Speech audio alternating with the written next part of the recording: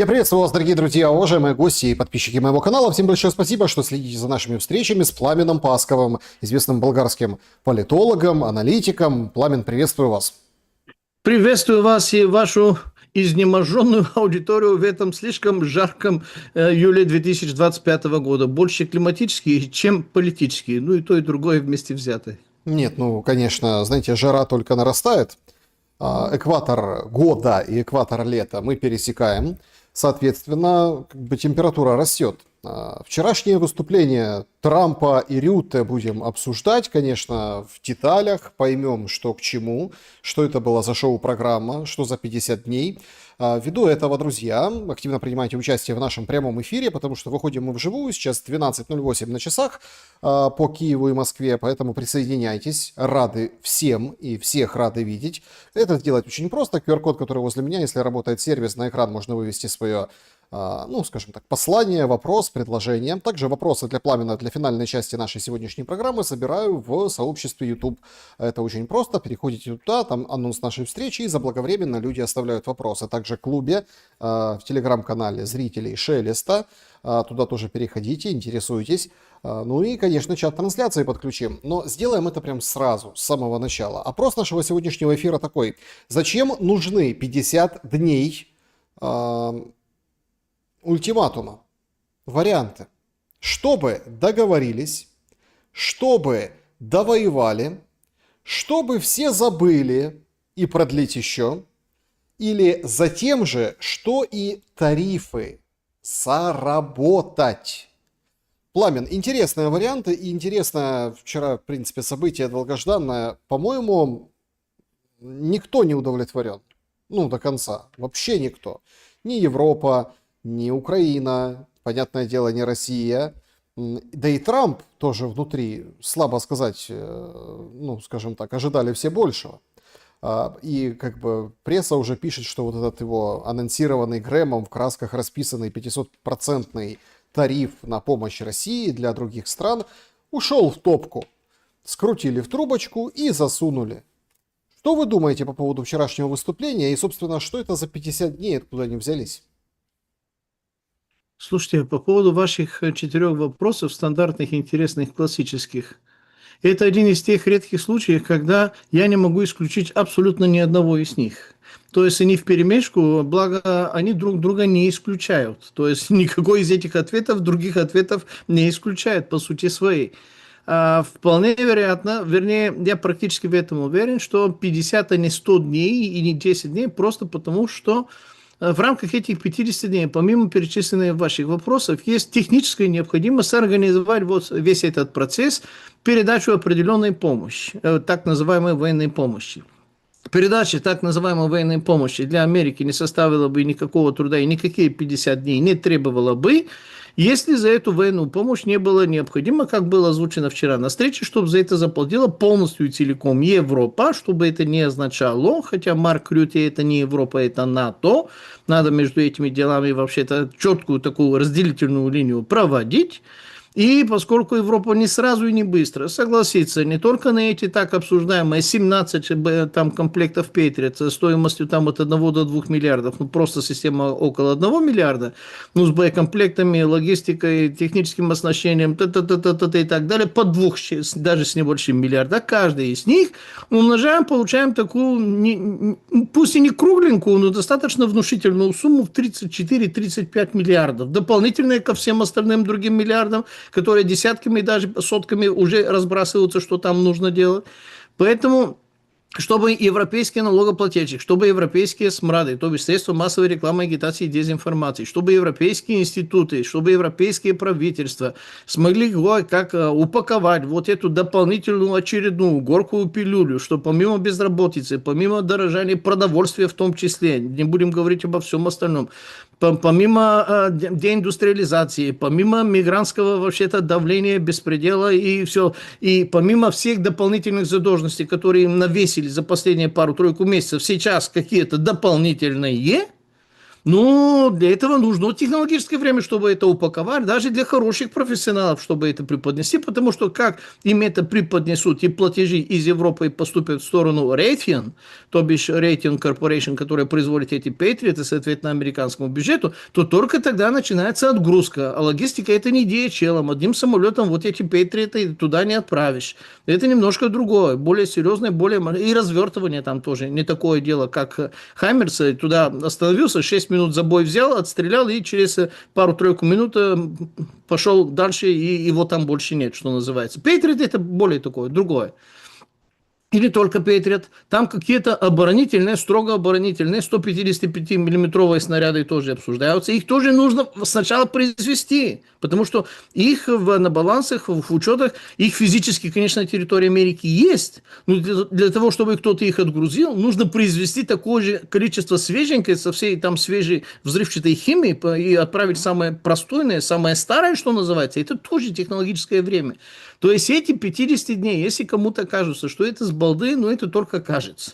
Трамп для того, чтобы такое ляпнул, я понимаю, что это делает он так творческим, артистическим, взбалмошным, вообще-то немножко безумным, иногда кажущим умалишенным, либо умопомраченным человеком. Эмоциональную составляющую там не исключать, но то, что там работает хоть какой-то ущербный, но хоть какой-то коллективный разум, который наводит некоторые существенные коррективы во всем этом, скажем так, празднике жизни, если можно это так назвать, вот это обязательно присутствует. То есть это там есть. И поэтому эти 50 дней это не 15 дней, это не 500 дней, это не 100 дней. Знаете, сколько раз он обещал за 24 часа решить вопрос там конфликта России с Украиной. У журналисты в Америке, они люди такие дотошные, они посчитали. По некоторым подсчетам 52, по другим подсчетам 56 раз он это сказал. Ну, потом сказал, ну, такие-то шутки, ну, это же ирония. Вы что, сарказм не понимаете? Вы совсем, что ли? Ну, слова сдал, слова сделал. А потом он сказал 100 дней, а потом он говорил 180 дней. И даже мы здесь это обсуждали. Поэтому для того, чтобы ответить на ваш вопрос, я хочу сначала жирным таким болдом, крупными такими прописными буковками сделать некоторый дисклеймер перед всеми нашими зрителями, которые всегда потом с удовольствием таким садистическим пишут: ха-ха, ваши прогнозы не сбылись. Ребята, я прогнозы не давал. Я обсуждал и делился опасениями, предположениями и подозрениями, не более чем. И делал дисклеймер следующий. Любые слова Трампа не стоят абсолютно ничего до того, как они не сбылись. Потому что все эти сроки, все эти намерения, все эти тарифы, все то, что мы видели, как они, грубо говоря, всерьез и надолго, а буквально через считанные дни, даже не через считанные месяцы и даже недели, а дни, они менялись. И если так, коли так, значит, Трамп, конечно, не сделает изменения вот этого вчерашнего заявления тогда, когда Путин там совсем согласится, либо когда ему какая-то идея взбрендится в голове и скажет: да слушайте, говорил и говорил, и дело такое, хватит меня сразу спрашивать про Эпштейна, про Путина, список там применяется запрещенных вопросов, что называется, давайте поговорим о Техасе, давайте поговорим о хорошем, давайте поговорим о прекрасном большом Билле, потому что в конце концов Америка Works, Франк Андервуд, карточный домик, что называется, вот об этом надо говорить, все остальное, не занимайте меня глупостями, пожалуйста. Поэтому с Трампом дело такое, дисклеймер, я могу обсуждать все это только в двух ракурсах. Первый, если все это всерьез, и это говорит человек, который, грубо говоря, за слово в карман не полезет, и слово его кремень или камень и так далее. И второй вариант, если мы наводим коэффициент коррекции Трамп, мы обсуждаем то, что мы вчера видели. Слушайте, что мы вчера видели-то? А мы вчера видели 34-минутную запись, которую я смотрел, слушал и внимательно себе делал записки, но было обещание, что он сделает какой-то отдельный стейтмент, то бишь выступление и заявление, какое-то там, 2 недели он нам рассказывал, что будет что-то очень серьезное на этот счет. Я ждал что-то отдельное, я ждал что-то конкретное, я ждал что-то, тематическое в черном. А там Марк Рютте, как и все остальные, которые там приезжали, какие-то журналисты, там какие-то вопросы, Ну да, там Пит Хексет, ну да, Марко Рубио, ну да, естественно, Джей Ди Венс, даже Стивен Уиткоф там, только он стоял прямиком, а так не сидел, и они там разговаривали, да, если не задали бы эти вопросы, он и не сказал по поводу этих там и 50 дней, 100% тарифов, он это, наверное, даже не сказал бы. Мы ждали, я ждал, я не знаю, мы или как, но я конкретно ждал что-то отдельное. И до конца дня листал, шестал, ну, думал, ну да, рабочее время, ну, может, под конец рабочего времени, ну, может, ему ночью вообще-то, вечером там вообще-то, ну, вспомнить, что что-то обещал. Оказывается, это то, что было такое 2 недели, как он нас подогревал, как трейлер какого голливудского нового блокбастера, это было вшито несколькими ключевыми предложениями, меньше, чем там 10%, ну ладно, 15% из этих 34 минут, которые вчера мы смотрели, вы тоже, я уверен в этом, и сейчас мы это обсуждаем как будто откровение Моисея с скрижалями в некотором количестве, которые, наверное, не полные. Нет, ну, Вот так, что ли? откровений Моисея, конечно, там не было. Однако есть очень принципиальный момент. И, похоже, ну, в этом, конечно, стратегическая какая-то нотка, но это на самом деле демонстрация слабости. Слабости, в принципе, Запада. Да, Рютте полностью согласен. сделал два таких очень важных пассажа, которые я хотел бы с вами обсудить. Пассаж первый. Значит, смысл в чего? Да, что говорит Трамп? Значит, если не договорятся, то я введу стопроцентные пошлины на Россию и российских партнеров. Почему стопроцентное, тоже там потом разложили, чтобы вводить самому, потому что законопроект на 500% это, конечно, ловушка для Трампа глобалистическая. Там он ничего не решает, просто там имеет какие-то, ну, свой функционал, и они там ходили-рядили, чтобы это типа как бы у него была вся полнота вводить, ну там, как бы казнить или миловать, да, в отношении санкций. Право вето, что Но называется. понимаете, в чем дело? Это как бы не пошло, и, в общем-то, у Трампа учуяли подвох, и поэтому этот законопроект пока в стороне. И поэтому он говорит 100% может вести лично Трамп. И Рютте говорит, ой, я бы на месте Путина соглашался бы. Ну, как это? Вы что, там 50 дней, а потом раз и санкции против всех. Соглашался бы. И расчет на то, что вот эти все лидеры, Китай, Бразилия, Индия, да, как бы под угрозой 100% пошлин, они, в общем-то, надавят на Россию, и Россия сядет за стол переговоров и договорится. То есть оцените вот эту стратегию подхалимаш Рютте. А второй пассаж, это тоже по поводу переговоров. Говорит Рютте, послали историка какого-то, россияне, хотя сам историк. Но об этом же никто не знает. Ну или как, знают, но забыли. Главное, как это, знаете, как пела певица эта Ваенга, да не важно, что ты сказал, важно не что, а как. То есть, насупив брови, пожурив, высказав что-то эмоциональное, немножко если копнуть в суть, то ты понимаешь, что елки-палки, Рютте, ну ты куда? Оцените две вот этих линии, потому что, мне кажется, они очень ярко характеризуют состояние и западной политики, и вот этой мощи, и решительности, ну и, конечно, дают определенную перспективу понять, что будет дальше в этом, как модно выражаться, треке. Советские историки – это не то, что голландские историки. А когда голландский историк – это и генсек НАТО, назначенный, грубо говоря, Пайдзе ярлык ему дал великий хан из Вашингтонского округа Колумбия, что называется. Ну, естественно, это уже никакие другие историки, уже, они уже не доисторики. Это какие-то историки. Это не просто историки, это какие-то историки. Это разные вещи. Ну, правда, честно говоря, Мединский точно не мой герой. Там есть список причин, которые сейчас не буду обсуждать, не хочу уходить далеко от темы, но то, что по весомости и, грубо говоря, по статусу он и его там делегация не отступала весомости украинской, как минимум, делегации, ну, там в Стамбуле, ну, уж извините, у Умерова какое там вообще-то такое титаническое образование, квалификации, вообще-то жизненный опыт. Он в армию служил, чтобы стать вообще-то министром обороны, и чтобы сейчас готовиться стать ну, каким-то там спецпредставителем, наверное, на уровне посла Украины в Соединенных Государствах Америки. Он что ли такой-то крутой? Ну, ну, ладно, не будем о грустном, потому что там будет не грустно, а даже и смешно, и вообще-то такое, ну, идиотическое, что называется. Это не была сильная часть выступления Рюте, скажем это так деликатненько, это не была сильная часть выступления. Правда, там сильных частей не было, но это была конкретно очень несильная часть выступления Рюте.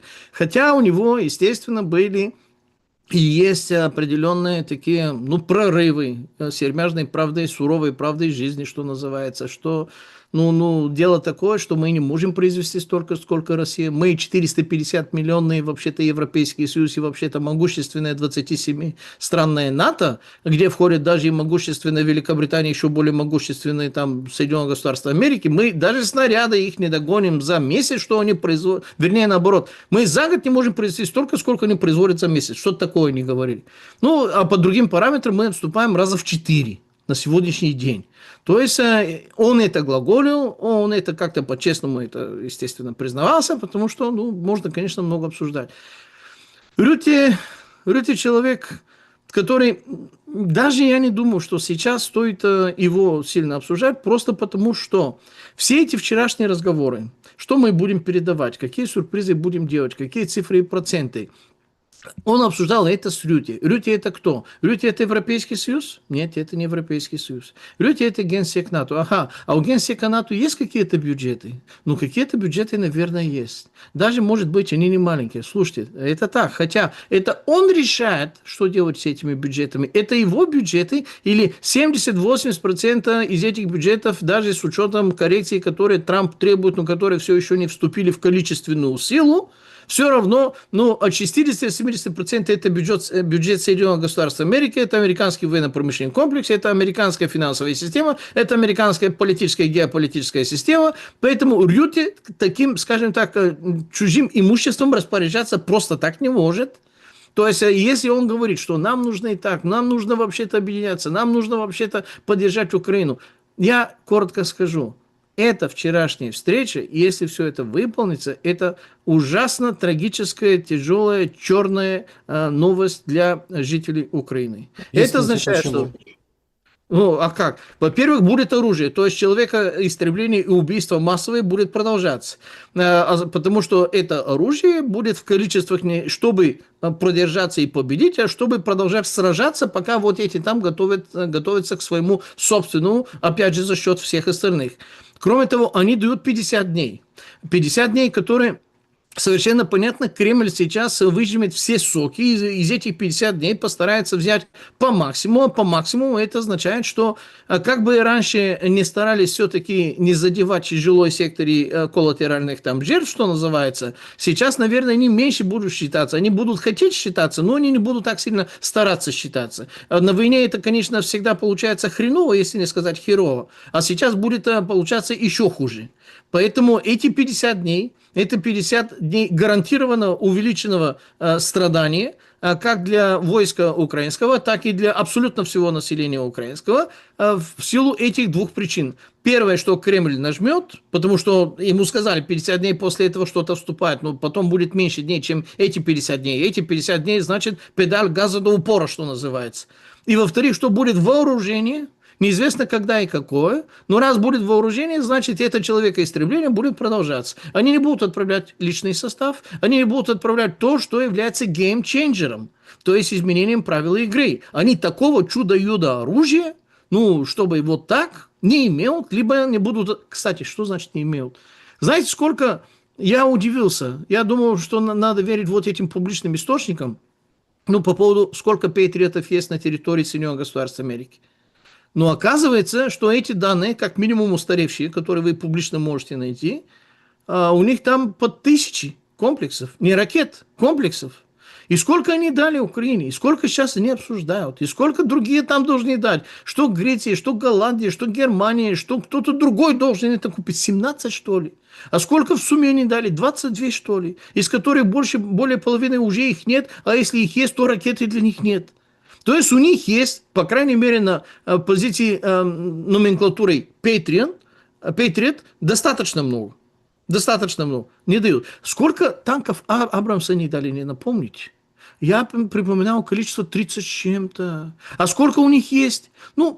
Некоторые говорят, вернее, их можно даже посчитать несложными подсчетами, по 10 тысяч Слушайте, из ну это 10 вы тысяч. же, вы же сами только что это, ну как бы, дезавуировали вот эти все суммы, числа, а потом сейчас опять впадаете в эту, скажем так, Я в историю. парадигме, что может быть это Не-не-не, тут всерьез. обычная понятная парадигма. Ты попробуй заправь этот Абрамс.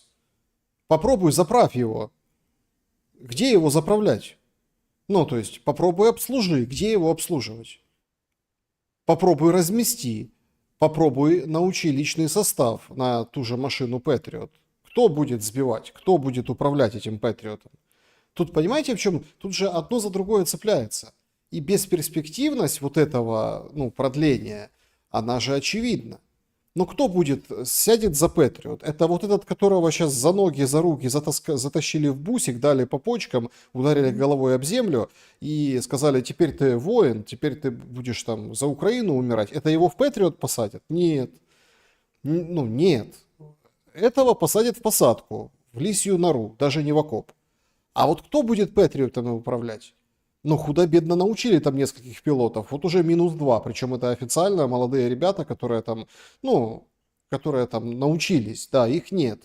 Почему? И там тоже непонятно. То есть, это дружественный огонь с того же Патриота или другой системы ПВО, или там целей просто слишком много летело и, в общем-то, сбили самолет. Но самолет-то бог с ним. Кто будет управлять? Вот это же самый главный вопрос. И когда нам говорят, американцы, мы продадим за деньги, стопроцентная оплата, и все такие, ну за деньги, конечно, за деньги, да. То есть, как пела известная исполнительница в российских кругах. Но тут вопрос же не только в деньгах, вопрос еще и в обеспечении. Тут очень на самом деле такая двоякая история с точки зрения продолжения войны, чем она может обернуться. И тут никто не говорит, что там у россиян оружие, там вот какое-то превосходящее, там какие-то аналоги. Нет, их просто, оно просто есть. И вы же заметили, что Лавров, Ван И 2 встречи. Сегодня вот встреча с министром из Ирана, с коллегой из Ирана. То есть там четко Аббас вырисовывается, Аракчи. Да, тут, Аббас Аракчи. тут четко вырисовывается определенная коалиция. Плюс все просто забывают, что в эту игру можно играть вдвоем. Ну, то есть, все такие, скажем так, и считают, что, это пропаганда. Какая пропаганда? Зеленский атакует Китай на территории Украины, вводит санкции против китайской компании, поймал 2 каких-то шпионов, которые ракету «Нептун», бог весь какую, вроде как, пытались украсть технологию. Понятно, он противостоит Китаю. Но Китай же точно так же может за деньги, а деньги в России есть, да, то есть поставлять компоненты, ну конкретно поставлять, конкретное оружие китайское. Какое оно, мы примерно видели на учениях напротив Тайваня, вот буквально крайний раз. Или, например, там, не знаю, там, КНДР и так поставляют, пишут 12,5 миллионов снарядов в обмен там на продовольствие, деньги, ну, короче, на вот эту всю историю, и там в ответ КНДРовцы открыли курорт, ну, отельный комплекс, туда можно приезжать на море, вот, там, вид на ракетную базу, море, то есть для россиян свободно там поезд ходит раз в неделю. То есть это же можно то же самое делать открыто. И получается очень такая дурная ситуация для украинцев. В каком плане? В том плане, что получается наша земля, значит, с одной стороны российско-китайское, там, корейское, иранское оружие, просто чтобы протестировать, ну или там как бы в боевых условиях применить. Или продать в товарном количестве, чтобы засыпать еще больше было железа на этой земле. А с другой стороны, вот эти все мансы вокруг того, что мы, конечно, вам не дадим, но за деньги продадим, нате через Европу. И, в принципе, то же самое. Стартапы всякие подключатся и будут дальше воевать. Получается, что ни конца, ни краю. Александр, наверное, ваши зрители, особенно более молодые, либо не поймут, либо так на спонтанном уровне они не сразу поймут, а может быть даже у них будет какие-то более острые реакции. Но я так скажу. Заметьте, что в этой большой драке получается, что социализм побеждает и переваливает капитализм. на стороне Украины, Великобритания, Америка и западноевропейские страны, где нету ни одной даже социалистической, даже не осталось социал-демократической. И они работают именно по этим финансовым правилам, которые они сами придумывали, удобные для них, но которые оказываются сильно неудобные для ведения настоящих масштабных военных действий, потому что они сильно не готовы к тому, и все их бюджеты, все их валовые внутренние продукты, все их технологии, вот оказывается, они не могут быть количественно, качественно и, что самое главное, в срок сработать. А на стороне официально, неофициально, больше всего неофициально, но зато сильно реально, Иран, который суверенная страна, отдельная. Она не социалистическая, но она отдельная, она не такая, как Запад.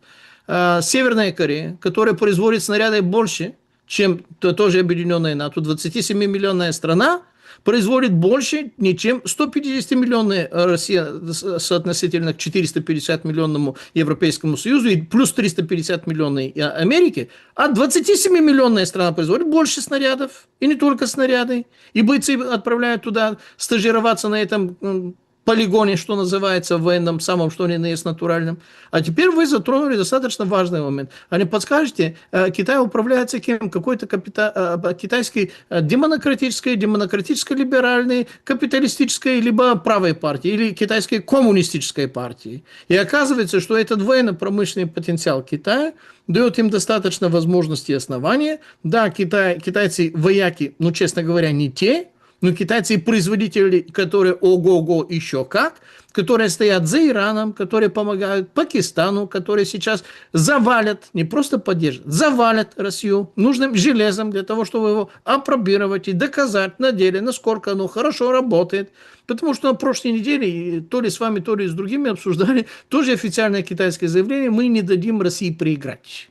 Они не сказали, что Россия должна победить, но они сказали, что мы не дадим России проиграть, и их можно понять, потому что на всей карте один пояс, один путь, новые шелковые пути, все остальное, но уж слишком много чего зависит либо прямиком от территории России, либо от стран, где Россия имеет определенное значение, и, соответственно, если ее не будет, либо она будет не субъектная, то у них ни черта с этим не получится. То есть это чистый расчет, никакой идеологии. Россия капиталистическая страна, никакая не социалистическая, никакая не коммунистическая и никакая даже не социал-демократическая. Она чисто капиталистическая олигархическая страна. Но, тем не менее, она является, скажем так, опора, и есть список совпадений интересов. Соответственно, за этой воюющей Россией встают две практически коммунистические или социалистические страны и одна суверенная, различная от западной цивилизации. И получается так, что весь этот 450 миллионов Евросоюз, плюс 350 миллионов Америка, плюс 60-миллионная Великобритания, плюс еще сколько стран они там поставили в строй, ну, более-менее маленького калибра, но которые имеют все-таки отношение к этим процессам. Ну и что? Ну, помогли, сынок, твои ляхи. Ну как? Я тебя породил, я тебя убью. Ну, Гога, он же хохол, он же так, он же инак. И что получается? Тарас Бульба, что называется? Ну, ребята, не на тех коней вы поставили, не на тех господинов или вообще-то не на тех союзников. Это не союзники. Это чертов союзники никакие. Поэтому, да, за эти 50 дней еще раз будет эскаляция. И в рамках этой эскаляции Китай не будет нуждаться от этих там новых подрядах, новых каналах, новых PDA каналов, то бишь Presidential Drawdown Authorities, USAI каналы, конгрессные решения. Китай скажет, Китай отправит. Как будет Россия платить через Киргизстан, через Северную Корею, либо каким-то подземным образом, это не счет. Даже, может быть, не монетарным образом, могут бартер сделать, какая там разница. Общей стоимостью такой-то, газ там за такую общую стоимость по такой условной цене. Все и все дела. И никакие банковские трансферты, Китай соблюдает все банковские ограничения и санкции против России. Ну, банковские. Они не обязательно могут платить банковским путем, могут платить многими другими натуральным путем, потому что есть чем и есть за что. Так что, еще раз, это очень плохая новость для населения многострадальной Украины, который, я не знаю, возьмется ли за умы и примет ли какие-то решения, различные от, скажем так, чисто такой бытовой, спонтанного сопротивления бусификаторам. Кстати, мне порадовали глаза, как они просто не просто отбили какого-то очередной жертвы. Они как увидели бусификаторов, на них накинулись и просто стали их избивать, и они ретировались, они просто побежали. И я думаю, что вот эти бусификаторы, вот эти ТЦК, они сильно изменят параметры эффективности и даже адреса своей деятельности. Все это очень сильно изменится. И как раз за эти 50 дней, когда 95-квартальные попытаются набрать побольше мяса, для того, чтобы затыкать вот эти дырки, но инструментом, который обеспечивает вот этим мясом под названием ТЦК, будет, мягко говоря, в сильно ущербном состоянии обеспечить вот этой эффективности, которую они обеспечивали буквально до недели назад. Хотя там тоже не очень так хорошо получалось, а сейчас будет катастрофически плохо. Это все равно кременчугский НПЗ, чтобы он поставлял то количество дистоплива и любого другого топлива, которое доставлял до того, как он получил какие-то, ну, там, военно-воздушные, скажем так, ремонтные воздействия, назовем это так деликатненько. Ну, Зачем Келлог приехал в Киев? Вот смотрите, сейчас, значит, вчера встретились. Ну, понятно, что это все, конечно, такие циркачи. Ну, это правда. Напялил эту флиску с надписью «Келлог» с шевроном, обнял Ермака, приехал к Зеленскому в кабинете, посидел, правда, уже в костюме. Сегодня там цветы возложил. Сегодня новый праздник, День украинской государственности. Этот праздник вел Зеленский. Наверное, как, ну, ну, конечно, надо же чтить, да, это все-таки государственный праздник, но это его идея, то есть была, да, ну, государственность, ну, хорошо. Хотя от этой государственности там рожки до ножки, если так, по большому счету. Но праздник есть. Ну, это как бы, так бывает, знаете, то есть... Но он там возложил цветы. Дальше говорят, что он в Киеве пробудет около недели, и сейчас в интернете очень активная дискуссия. Слушайте, а не лучше ли Патриота Келлог? А может, он у нас 50 дней посидит в Киеве, говорят киевляне. И, значит, уже там прикалываются, там, а сегодня мы там на Лукьяновке, давайте его поселим, а завтра на причем левом курсировать берегу. брауновским движением молекулы по всему Киеву. Да, Так, а там вот чтобы... давайте на Троещину отправим, а тут туда еще немножко отправим. Оболонь, Оболонь не забывать. Оболонь. Голосеевский район тоже, извините, прилетало. Давайте так вот, раз. Ну, короче, распорядимся Келлогом. Но по большому счету, если так вот не прикалываться, а серьезно, если попытаться серьезно посмотреть на этот визит, мнения разделились. Одни пишут о том, что Келлог приехал уламывать Зеленского на что-то. Другие говорят, что наоборот, брать под контроль, потому что Зеленский как раз-таки важные шаги в укреплении государственности делает, Кабмин меняет. Отправляет вроде как Шмыгаля Минобороны, Умерова послом к семье в США. Ну и там у нас теперь новая Юля, премьер-министр. Вот была когда-то Юля премьер, сейчас вроде будет другая.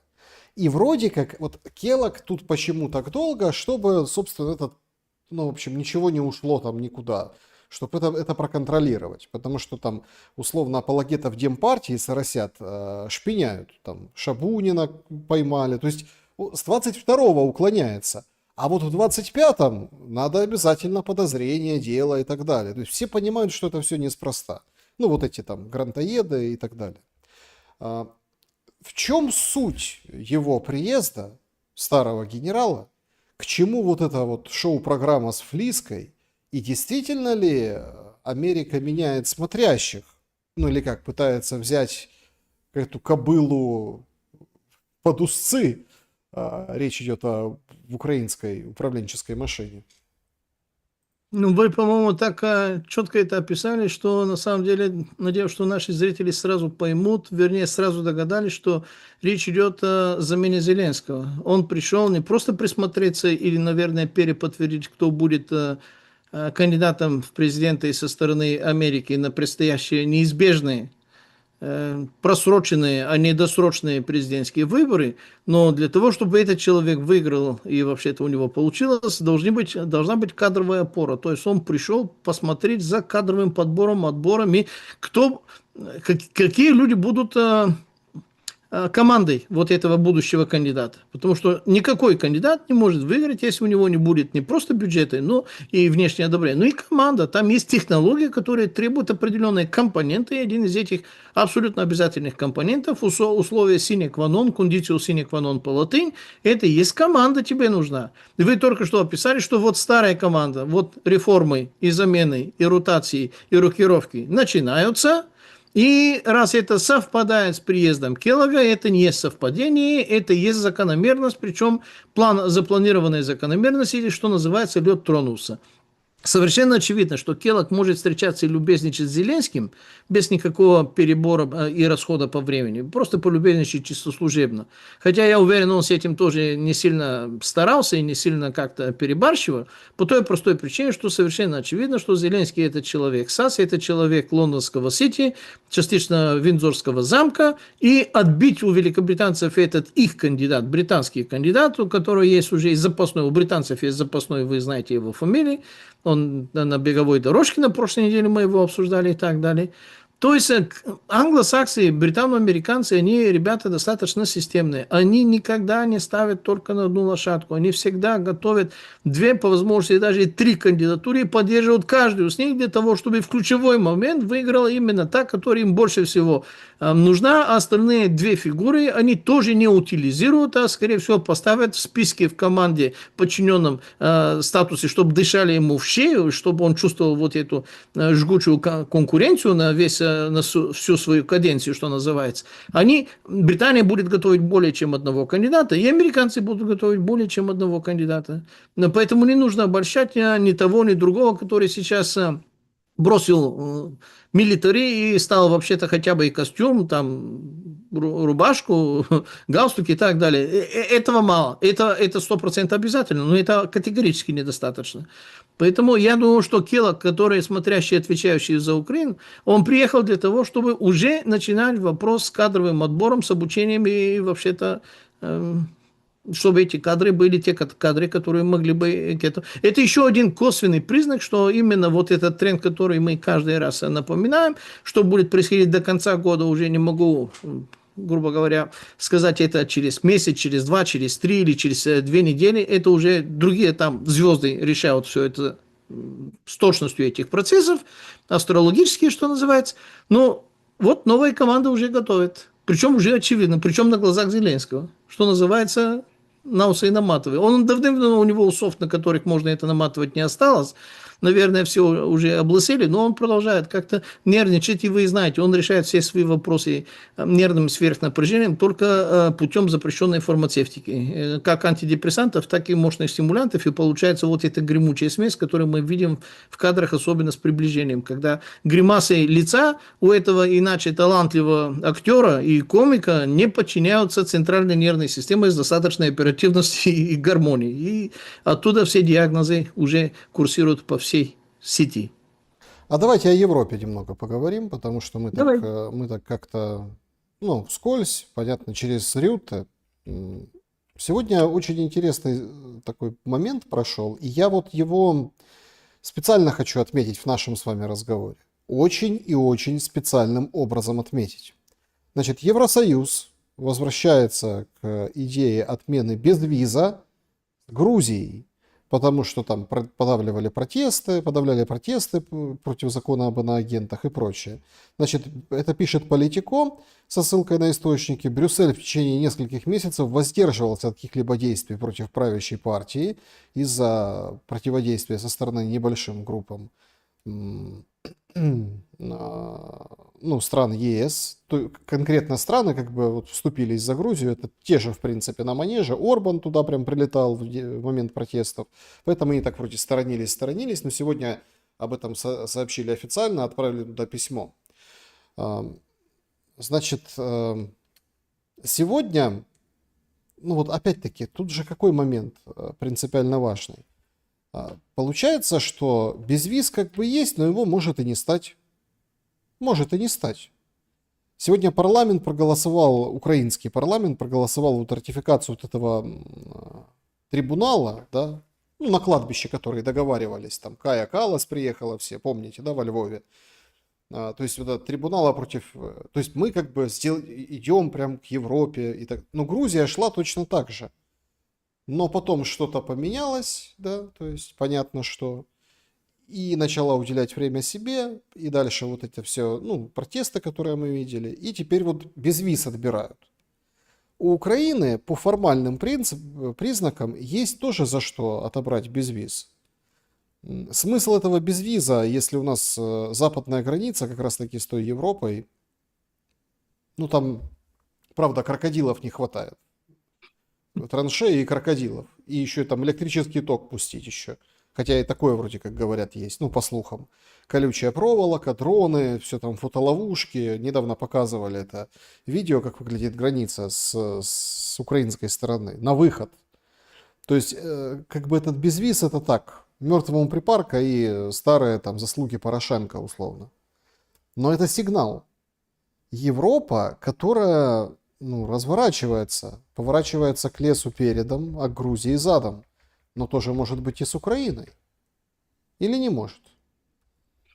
С Украиной не может, знаете почему? Потому что этот безвиз, который мы обсуждаем со стороны Грузии, он имеет совершенно другую генерацию. Да, формальный повод выглядит как будто их позиция насчет закона об иноагентах, и это выглядит как какой-то политической и идеологической недоправоверности. То есть они были более правоверные времен Саакашвили, сейчас они какие-то недоправоверные. Почему эта недоправоверность их колбасит по поводу какой-то страны с другого конца Черного моря, которая еще вопрос вопросительный, считает ли ее географически на территории даже Европы, или это уже географически должна являться Азией. То есть здесь дело не в географии, здесь дело в другое.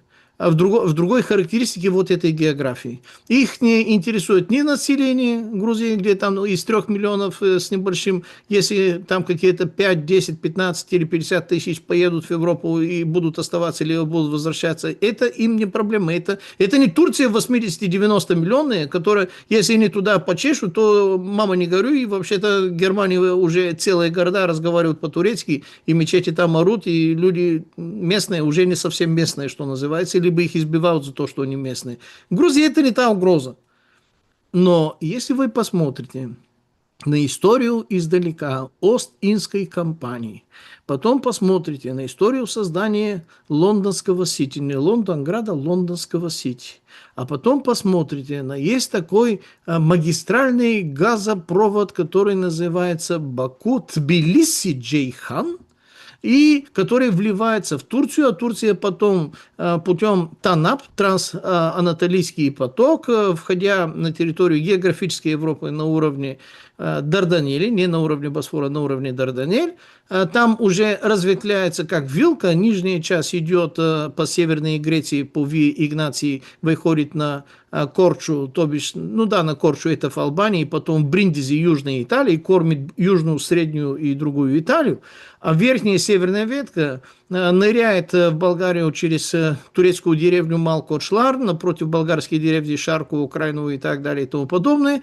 Потом делает плавный поворот налево, вернее не плавный, а 90-градусный почти поворот налево, то бишь на запад, и отправляется как в сторону Сербии, так в сторону Румынии, так в сторону Венгрии, Австрии и раздает всей Центральной Европе десятки, многие десятки кубометров газа, миллиарды кубометров газа ежегодно. То есть, если география вот этой важной ветки Баку, еще раз, Тбилиси, Чейхан, проходит через территорию государства, которое недополитически правоверное. Более того, вот эта ветка, если знал бы, что прозвучит такой вопрос, приготовил бы такую важную иллюстрацию, где видно, что из Азербайджана в сторону Грузии, обойдя Армению, это проходит в какой-то физической близости к Армении, ну, можно сказать, меньше, чем 5 километров, порой до 1,5 километра. И как раз там был не маленький, ну, недолговечный военный конфликт до войны 2020 года, 44-дневный, когда отобрали обратно на Горный Карабах в скобках Арцах, был другой конфликт, который вообще не имел ничего общего ни с Нагорным Карабахом, ни с другими там делами, а он был как раз именно в этом узеньком очаге, где сливались 3 границы – Азербайджан, Грузия и Армения, куда и проходили вот эти магистральные газопроводы, потому что это газопровод, с одной стороны, раздающийся из России, со второй стороны азерский, с третьей стороны туркменский, а с четвертой стороны у них там, по-моему, с Ираном тоже какие-то наполнения. То есть это был магистральный газопровод, который из-за военной угрозы Армении, христианская, Грузия, тоже христианская. Ну, если христианская, ладно, ну, хотя бы политической правоверности вы должны извергать, поддерживать и гарантировать, черт вас возьми. Если вы с таким законом, это для нас симптом. И по поводу этого симптома мы можем вас безвиз. То есть это мягкий, вернее, на грани жесткого, политический болевой прием, политическое джиу-джитсу, небольшое удушение для педагогических воздействий руководства Грузии. Но там речь идет еще раз, их не интересует ни грузины, ни география. География Грузии важна, потому что вот этот газ- и нефтепровод, который управляется Турцией, а Турция это Великобритания, а Великобритания это Остинская компания, а Баку это тоже, ну уж извините, бывшие такие же специфические ребята, которые тоже этим промышляли пару-тройку сотен лет, что называется. То есть им для этого нужна эта Грузия. Если этот газопровод проходил бы через Зангезурский коридор, который был бы уже Азербайджаном, и Армения была бы отсечена от Ирана, их политические настроения в Грузии слабо их интересовали, разве что на уровне политического развлечения и эксперимента, не более чем. Но там проходит, черт возьми, большая газовая нефтегеополитика, потому что газ – это бизнес принцев, королей, президентов, и это большая геополитика всегда, потому что это последняя оставшаяся настоящая энергетика. Ядерная энергетика, с одной стороны, ее убивают, с другой стороны, сам уран-235 заканчивается физически. Уран-238 есть много, но 235, который нужен, его мало. Его мало, и он заканчивается. Реакторы на старой базе. И там большая проблема. Где его найти, где его взять и как вообще-то это продолжать. Газ пока что хватит на десятки лет больше. Некоторые говорят до 140-150 лет при нынешнем потреблении. Для того, чтобы эти вопросы решать. Поэтому газ везде это как нефть после 1973 года, когда из нефти породился нефтедоллар, а из нефтедоллара появилась вот эта геополитика, которая 50 лет до 2023 года, до 7 октября 2023 года была, скажем так, общей конституцией всей планеты. Военная, финансовая, химическая, энергетическая и любая другая. Общей конституцией был. Вот сейчас этот мир трескается и рушится. И Да, вот эти проявления, которые мы обсуждаем. значит, свежая новость. Китай раскритиковал тарифные угрозы Трампа торговым партнерам России. Ну, вчерашняя история. Говорит, в таможенной войне нет победителей, а принуждение и давление не решат проблему. Ровно в таком же духе, то есть абсолютно синхронно, примерно в это же время, там разница заявлений на несколько, там, ну, может, минут 10, понимаете, от силы. Рябков. Россия не приемлет никакие попытки выставлять требования, тем более ультиматумы. Москва хочет, чтобы в Вашингтоне и в НАТО с предельной серьезностью относились к позиции России. Если готовность России договариваться не будет находить отклика, поставленные цели продолжат достигаться через СВО, говорит Рябков. Ну, в общем, как бы не зря свой хлеб ест Лавров на встречах. И не просто так вот эти, скажем так, встречи с Ван И, ну и, конечно, с Си Цзиньпином. Вот тут Си Цзиньпин тоже его принял в Пекине, имеется в виду Лаврова. То есть мы видим, как бы Трампу показывают, что, в общем-то, сильно не заигрывайся. У Трампа есть беда, хотя он сам по себе тоже самоходная беда. Беда у него с кадрами. Кадры – это те, которые вроде бы стажировались, и даже вроде бы некоторые из них были на некоторые из небольшие лекции Генри Киссинджера и других, скажем так, настоящих победителей Советского Союза. Люди достаточно опытные, воюющие, образованные, люди ума, люди умеющие и знающие, люди, которые являлись сами собой смертельным большим геополитическим оружием, но они не запомнили и не применяют. Вот это одно из многих важных посланий Генри Киссинджера, обозе почившим практически в 100-летнем возрасте, что, слушайте, не надо давить на Россию, потому что они иначе объединятся с Китаем. И не надо давить на Китай так, чтобы он объединялся с Россией, потому что совместно мы ими не одолеем. Нам нужно разбираться поотдельно, и не надо делать действия, которые приведут к их присоединению или вынужденным союзам. У России и у Китая есть достаточно большой список противоречий и конкурентных, скажем так, территорий, которые никогда не будут изменены, но вместо того, чтобы играть именно на эти противоречия, нынешняя администрация, и не только нынешняя, да и прошлое, а может быть и не только прошлое, но в каком-то плане администрация Обамы тоже этим занималась, но они делают такие действия, которые вынужденно делают какой-то не просто союз или сотрудничество России с Китаем, но на военном, черт возьми, уровне это уже выходит.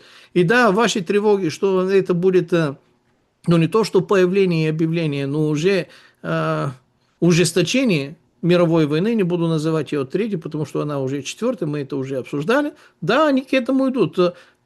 Понимаете, каждая война – это война умов, а эти, очевидно, не шибко умные.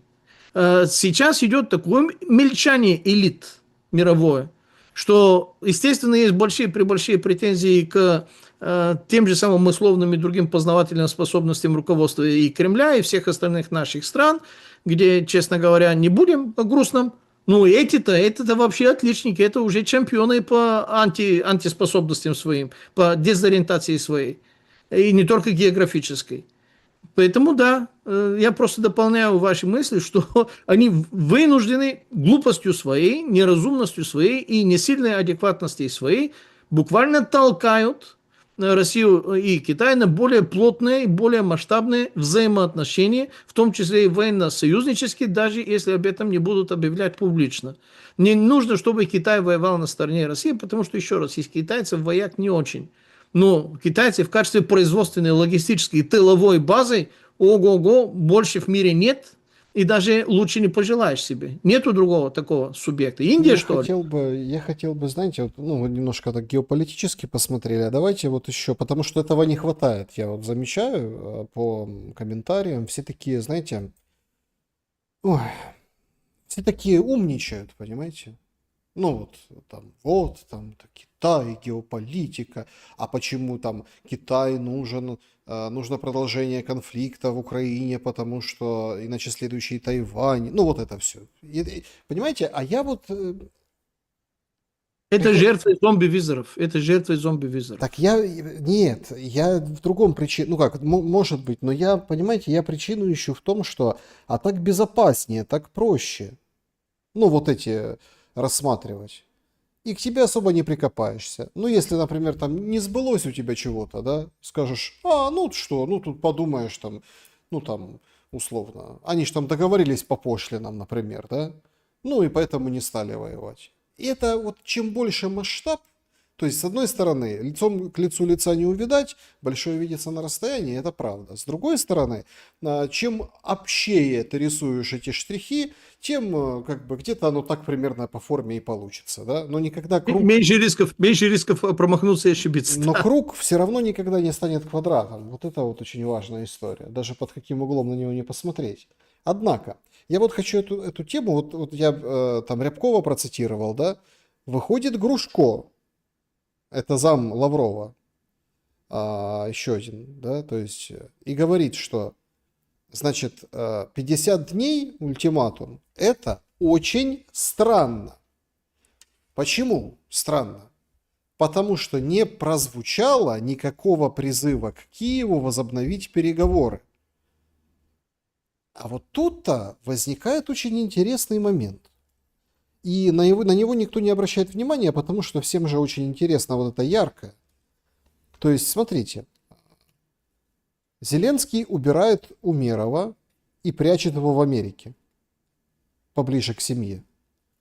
Вот мы слишком много знаем о Маркаровой, да вообще ничего не знаем. Для украинцев вообще это большое откровение было, что она там на каких-то соцсетях или сайте посольства рекламировала там свой ресторанчик. Ну, и это типа скандал большой вызвало. Ну, там среди диаспоры американской. Но по большому-то счету, делай, что хочешь. О Залужном мы шибко много знаем. Нет, ну если бы там его не показывали на тренажерной дорожке, не говорили ему публиковать фотографии или там делать какие-то нелепые заявления о том, что американцы, дайте нам, пожалуйста, ваши старые ракеты, которые вы будете списывать, что вам деньги тратить, утилизировать, ракеты, которым по 25-30 лет, вы в Украину передайте. Ну, типа, чтобы не списывать. А ну тут разорвется, нормально, мы будем стрелять, все будет хорошо. Мы бы и не знали, чем там занимается Залужный. Ну, на футбол ходит, еще там что-то делает. То есть, фактически, в какой-то степени вот эта посольская должность, это чтобы перепрятать концы в воду. Ну, условно. И тут мы видим вот такую историю. А Трамп правда ничего не сказал по поводу третьего раунда Стамбула? Ведь давайте будем откровенны. Сейчас же как бы второй закончился, заканчиваются обмены, должен начаться третий. Ну, в Украине уже нет главы переговорной группы, значит, кто-то будет новый. И вообще может вообще не быть никакого Стамбула-3. То есть Киев и Москва должны договориться за эти 50 дней по ультиматуму Трампа.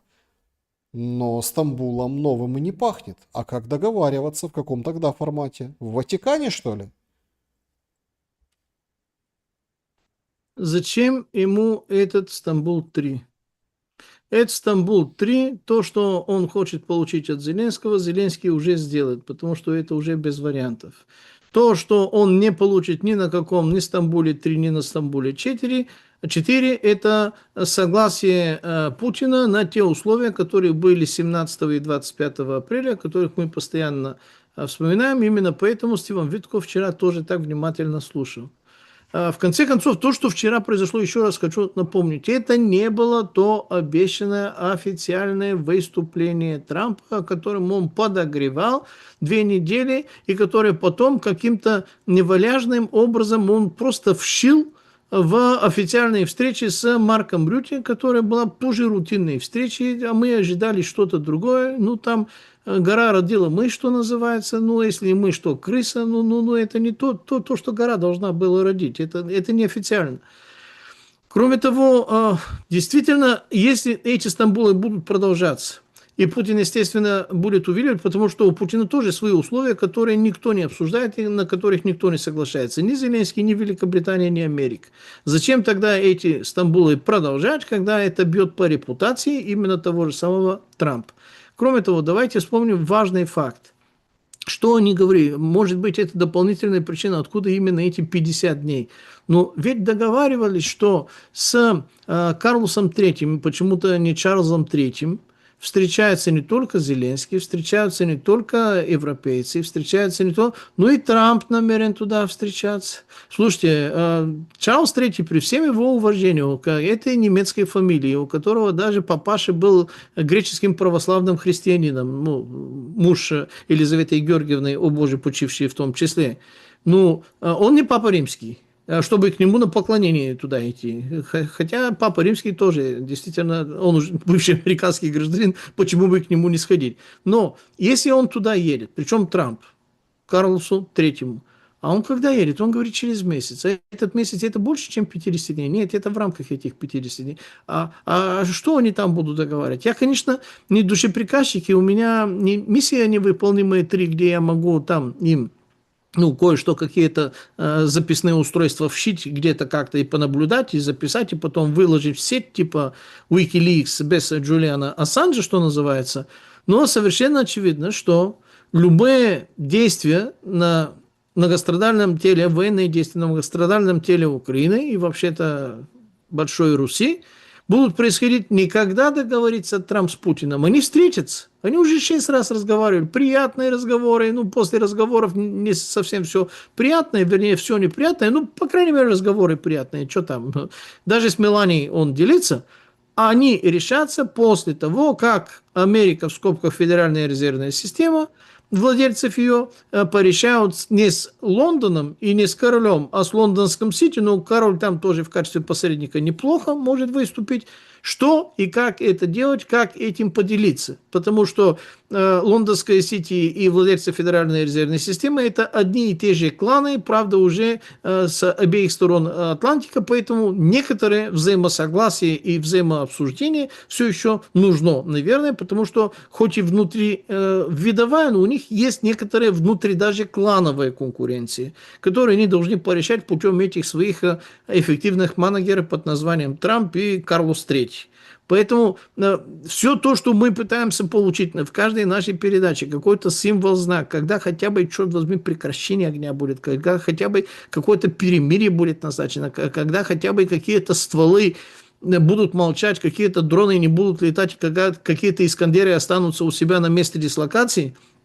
И это будут решать не Трамп и Путин, а Трамп и Путин это будут озвучивать после того, как Трамп с лондонским Сити уже отрегулирует свои вопросы. Потому что у лондонского Сити к Трампу, вернее, к силам, которые стоят за Трампом, клуба триллионеров, есть претензии. У нас был 100-летний договор. Вы, с другой стороны Атлантика, у нас его украли. вы не хотите поделиться, это ваши ресурсы, да, формально, вроде бы, но мы хотим, чтобы вы сейчас с нами поделились. Ну, слушайте, Дон Корлеоне, когда, вообще-то, если припоминаем «Крестный отец», я имею в виду старый Марлон Брандо, который изображал, ну, если помните, там фильм, собрались там все эти доны нью-йоркской там мафии и говорили, ну, слушайте, нам нужно для продвижения нашего же бизнеса, который у нас есть, и к которому Дон Корлеоне не хочет иметь никакие отношения, потому что наркотики для него это западло, и он это считает недостойным для себя, но у него в кармане есть судьи и прокуроры, он должен этим с нами поделиться. Мы не коммунисты, мы готовы за это заплатить, не должен делать это бесплатно, но он должен поделиться вот этими своими судьями для того, чтобы мы нашу деятельность развивали. И Дон Корлеоне сказал, если я буду от этих моих друзей, уважаемых, этого просить, я их потеряю как друзей, я все равно вам помочь не могу, в результате чего Дона Корлеоне стреляли, мы это припоминаем, кино 79 года, а книжка несколько лет раньше. «Крестный отец», Марио Пьюзо, что называется. Если кто-то думает, что в Америке, либо в этом англо-британском, вернее, британо-американском мире что-то по-другому, там, где речь идет о какой-то политике, это абсолютно те же самые братки, просто на другом статусном уровне. Более того, наша аудитория, наверное, не знает, но я вам скажу такой ноторный известный факт в определенных специфических кругах. Когда грянул вот этот финансовый кризис осенью 2008 года, который, наверное, более молодая часть наших с вами зрителей даже не заметила, либо не помнит, либо не поняла, что это было такое. Тогда, мягко говоря, была острая нехватка ликвидной наличности, то есть кэш, наличка там не хватало. Тогда в этих больших банковских небоскребах на Манхэттене, на Уолл-стрите, на Лондонском Сити приходили специфические такие итальянские внешности ребята, груженные большим таким объемом, и пинком своим открывали вот эти офисы и говорили, вот наш нал, ну, наши условия вот такие-то, чтобы с нами вот так и так. И вот эти гангстеры охотно это принимали. Еще раз хочу напомнить, что во времен Второй мировой войны босса мафии Лаки Лучано тоже из тюрьмы посодействовал за определенную сделку с американским правительством для того, чтобы высадка десанта в Сицилии произошла без никаких-то сложностей для американских десантчиков и так далее и тому подобное.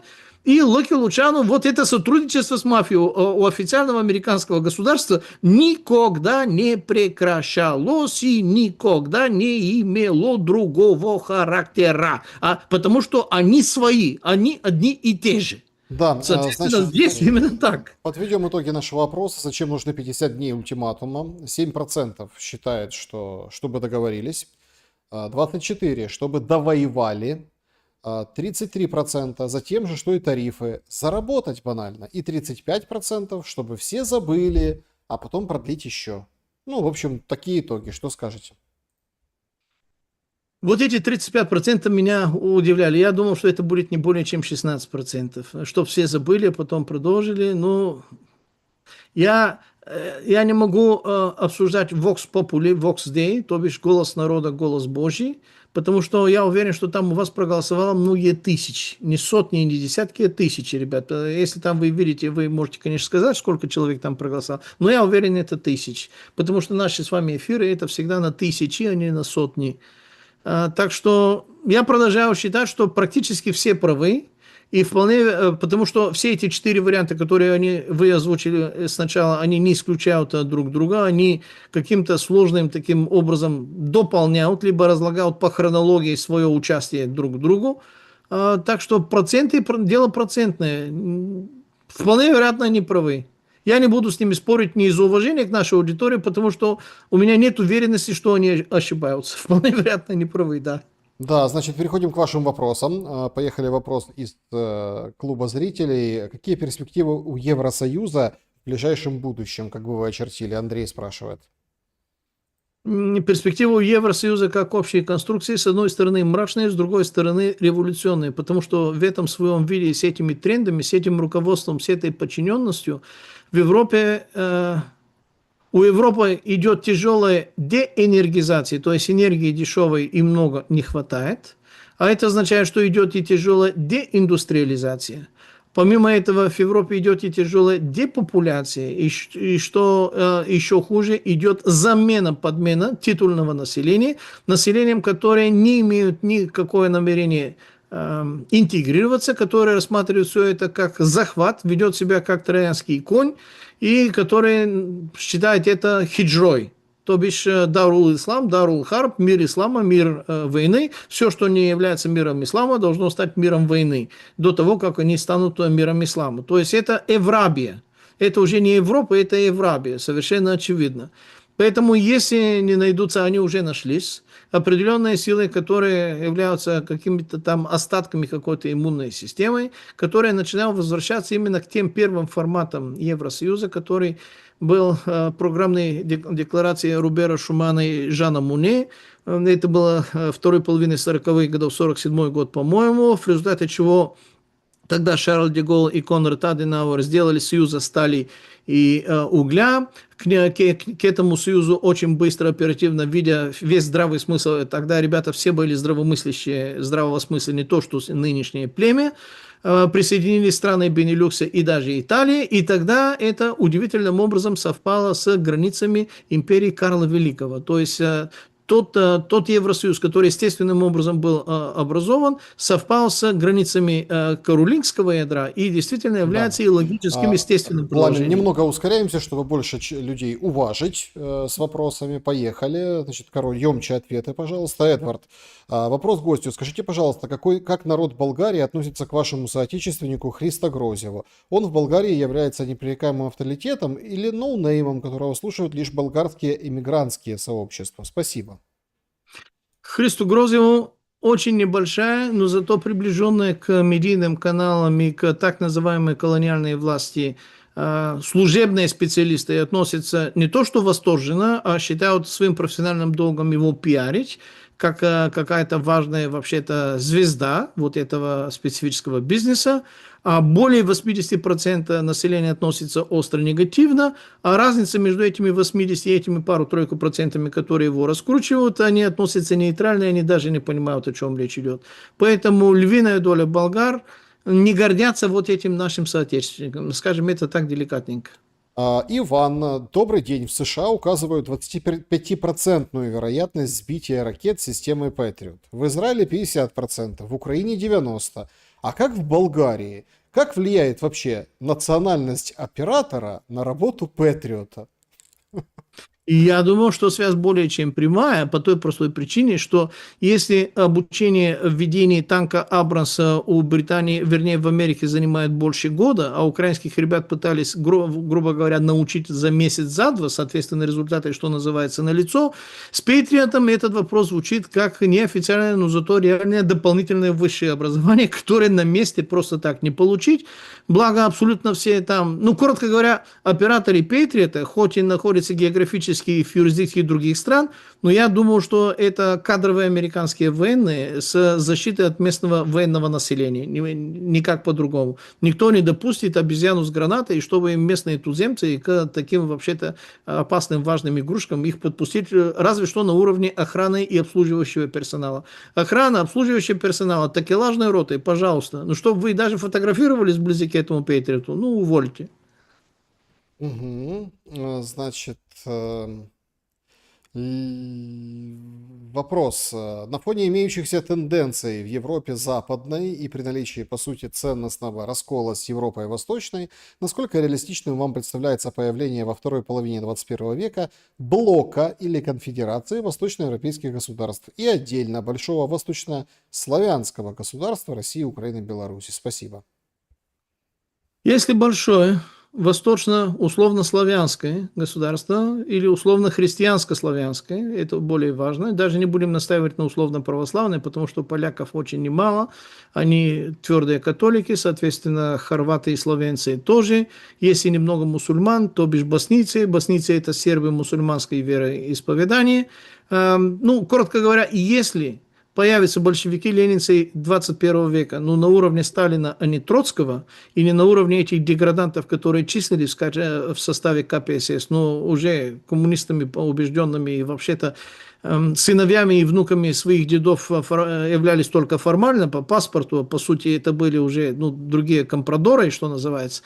Если появится, а это уже запрос идет достаточно большой, ренессанс, восстановление юридически незаконного развала Советского Союза, то очень быстро Совет экономической взаимопомощи, Варшавский договор и все остальное вернется к своим естественным границам по той простой причине, что даже нынешний формат и нынешние страны Западной Европы не в состоянии нести ответственность за политическое, экономическое, технологическое, социальное, демографическое и другой тип поведения либо тренды, которые происходят в Восточной Европе. Все те здравые смыслы, здравые силы, которые все еще остались, они находятся на территории именно Восточной Европы. И все те, которые все еще работают умом, честью, совестью, квалификациями своими в Западной Европе, это выходцы, иммигранты из Восточной Европы. Уберем восточноевропейцев из всей Западной Европы, Западная Европа сдохнет в дерьме своем за пару месяцев и не сможет даже какашки свои почистить. И это уже наблюдается даже в центрах очень многих больших, раньше блестящих, красивых, приятных, таких внушительных европейских городах. Вот как я это вижу. Ну да, тренд правильный, вторая половина 21 века. Я, к сожалению, тогда, наверное, не доживу это увидеть. Ну, если сильно повезет, буду рад увидеть хотя бы начало вот этого процесса. И буду способствовать, помогать, потому что только что мы обсудили. Если за Россией не стояли две социалистические, вернее, с коммунистическим управлением страны Северной Кореи и Китай, Россия не справилась бы даже со снарядами своими. А по поводу дронов и увеличивающихся дронов, это опять Китай. Никак по-другому. А что делает коллективный Запад? Признается своей неспособности такие количества произвести, особенно в такие сроки, особенно с таким качеством. С начала конфликта 155-миллиметровый снаряд стоил 700 с чем-то, 870 баксов, сейчас стоит под 7000 баксов. Ну, и все равно не тут могут его тоже произвести. такой момент. Тут же, ну, в общем, это ваше мнение. Я не считаю, что тут же вопрос. Вот по дронам, да, интересно. Но Китай же сейчас, собственно, делает то же самое. Он и в Украину комплектующие, а в Россию, получается, заводы. Ну, то есть, тут тоже интересная история. То есть, тут, Все не так просто, как мы это отвечаем. Согласен. Россия бы не справилась. Со снарядами справилась, с минами, снарядами. Там дурное дело не хитрое. Технологии понятно, станки запустили, в 3 смены шарашат. И тут тоже нельзя сбрасывать со счетов, что вот эту историю с кабами, ну, технологическое решение придумали же россияне. Мы просто, смотрите, потому что пропаганда, потому что война, потому что вот это все. Ну, как придумали? Они, то есть, допилили, и это дешево. Они взяли старую советскую бомбу, да, прикрепили крылышки и запустили. Технология, может, там какая-то и американская, вот эти джедамы там и так далее. Но, по сути, мозг включился вот сюда, в этот процесс. Также и с дронами. Шахед от Герани сейчас отличается. Ну, вот тот, который был, мопеды, да, которые гудели, и те, которые сейчас реактивные. То есть мы тут немножко, тут нельзя вот так вот линейно, там вот без Китая, без КНДР не справились бы, да. Ну так, ровно точно так же, как и Украина бы без Запада справилась, не справилась. Ну, наверное, не справилась, потому что разбомбили бы все вот эти предприятия, заводы, Украина меньше там целей, понятно, а те бы не давали. Тут очень все так неоднозначно. Владимир, правда ли, что правительствам некоторых стран не повезло с народом? Когда говорят, что в той или иной стране народ ничего не решает, возникает вопрос, а в каких странах народ что-то решает? Кого бы вы порекомендовали завозить? Болгар, немцев, французов, англичан, американцев, китайцев, индусов, мусульман? Я вам так скажу, под конец социализма, в 80-е годы 20 века в Болгарии, в моем родном городе, работали пару команд японцев, потому что у нас построили комбинат полиэстерный там шелк, который не только Балканский полуостров и стран Совета экономической взаимопомощи, но даже и Западную Европу заправлял. И были другие сложные химические производства, которые тоже в каком-то обмене технологий с Японией у нас строили буквально физические японцы, причем строили означает, команда технических специалистов жила здесь в Болгарии, некоторые от 4 до 5 лет, другие почти 10 лет. И наши тогда шутили, потому что тогда уже были некоторые такие симптомы конца нашего социализма, чуть более там с халтурой, чуть более так с дисциплиной, чуть более опоздать на работе, чуть более что-то там в карман надо тебе себе сделать. Ну, всякое такое, как у вас, как у людей. И они говорили, если здесь были бы японцы, они либо сделали бы харакири, либо вообще не работали бы. И даже тогда появился такой анекдот, что после второго дня, как эти японцы пришли здесь у нас, они пошли к генеральному директору и смело и торжественно докладывали, что товарищ такой-то и сякой-то, несмотря на то, что ваши болгарские рабочие бастуют и не работают, мы будем держать фронт и будет работать за них, потому что то, что они видели, показалось им, что наши не работают. Это, конечно, с перебором, это анекдот. Суть в том, что эти японцы очень быстро болгаризировались. То есть завези кого хочешь, завези корейцев в Россию, завези японцев в Россию. Ну, через 5-10 лет им много чего из этого местного понравится, и много о каких своих старых повадках они забудут. То есть невозможно завозить кого-то из насыщенного раствора, завозя ненасыщенный раствор, получить общий ненасыщенный раствор. Насыщенный раствор всегда берет верх над ненасыщенным раствором. То есть количество местных всегда ассимилирует вот этих других новых, которые к нему приезжают, если не будет на то какая-то другая центрально-политическая воля, которая будет работать и действовать противоестественно. Так что не в этом дело, как к этому надо относиться. Хотя начало вопроса было более интересно, я почти его пропустил, не напомните? Ну, по поводу, что правительство не устраивает народ. Правительство. Это очень важный вопрос. А где народ что-то решает? Принято Ну, народу, где народ вернее, что-то решает? Нигде. не, неправда. Понимаете, никто не может править самостоятельно. Каждый упирается на команду, команда упирается на свой круг, этот круг упирается на некоторую часть вот этого, скажем так, народу населения. И если у народа населения порог, грубо говоря, взыскательности к этим слугам народа это такой-то и сякой-то, то это население имеет определенную способность сбунтоваться. Если когда оно будет недовольно, найдется какой-то гегемон, то тогда очень быстро королевские головы получают мсю гильотень и, соответственно, начинают валяться по важам, что называется, Парижа и не только Парижа. То есть история показывает и доказывает, что элиты действительно мизерная часть из количества населения, но они всем правят, и они в сговоре своем между собой действительно это уговаривают, но абсолютно та же самая история тоже показывает, что возможны, это не очень часто, но возможные случаи, когда эта элита встречается с антиэлитой и контраэлитой, с будущей элитой, которая отсекает им голову. Это даже в Великобритании, когда Кромвелл отсекал голову Чарльза II, ну вот этого по нумерации предыдущего сегодняшнего Чарльза III, ну тогда наступил другой мир, да, потом население возненавидело Кромвелла, чтобы к ним отнеслись еще пожестче, не будем сейчас это рассказывать, это архиинтересно, кстати, но такие элиты, которых нельзя свергнуть и нельзя поменять курс, ну, 20 век четко показал, что команды Маркса, Энгельса, Ленина, Сталина сделали совершенно другую модель, по которой стали равняться полстраны мира. И было бы технологическое время, и выдержал бы, скажем так, идеологический стержень в Москве, вот эти КПССовцы, Политбюро и так далее, не предали бы они родину свою и предков своих, и дедов, и родителей даже своих, то все было бы по-другому.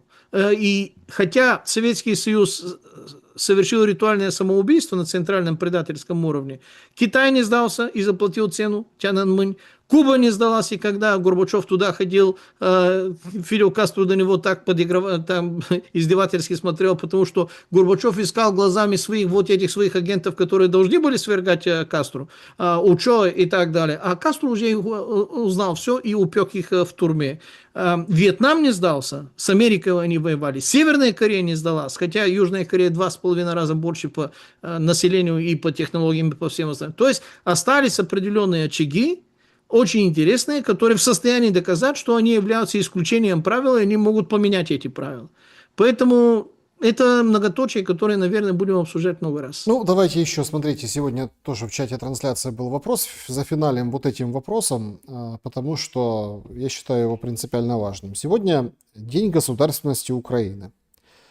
Значит, это праздник, который вел Зеленский. Он проистекает из календаря. Ну, то есть все же как бы приняли отличный от российского календарь, в том числе и церковный. Вообще этот день, это 28 июля, день крещения Руси. То есть это день Владимира и день украинской государственности, так, собственно, называется. И день крещения Руси. Зеленский, причем это как Руси Украины. Ну, вот так сформулировал в обращении Зеленский, так он официально называется. И вот это вот перенесли на 15 число. Ну, опять-таки, тут кто как, да, относится к календарям, хотя я считаю, это изменение календаря это отвратительно, и исключительно для того, чтобы там, условно, геть від Москвы, в плане того, чтобы Рождество отмечать 25 декабря, а не 7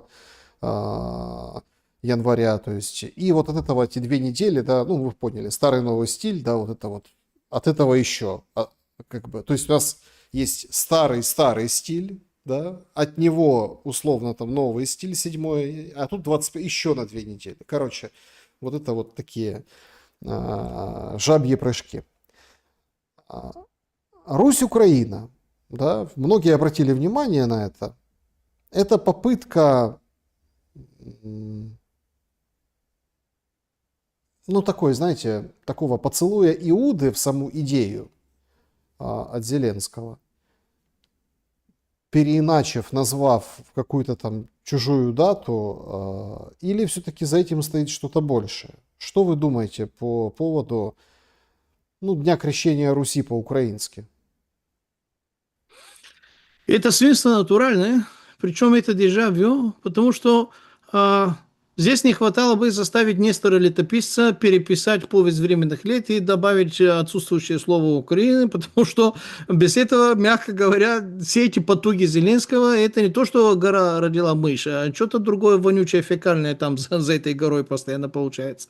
Тем более, вы очень правильно заметили, что изменение православного церковного календаря и отмечание Рождества Христова с православного календаря, который в начале января, на 25-е, когда это уже чисто по-католически, это для меня жуткое и стыдное дежавю, потому что это произошло в православной Болгарии, которая дала именно это православие, тогда же Киевской Руси, и один из первых патриархов всея Киевской Руси, это был Киприан Болгарин. Это было под конец XIV века, когда османы уже начали захватывать Болгарию, и болгарские монахи и православные священники брали для того, чтобы спасать церковные книги и вообще-то информационные, можно сказать, на сегодняшний язык сокровища, и переносили их туда же. И, соответственно, они туда правили и получали сан. Любой из наших зрителей, который, наверное, подумает, что сегодня я пытаюсь что-то такое великоболгарское туда втихнуть, могут написать Киприан,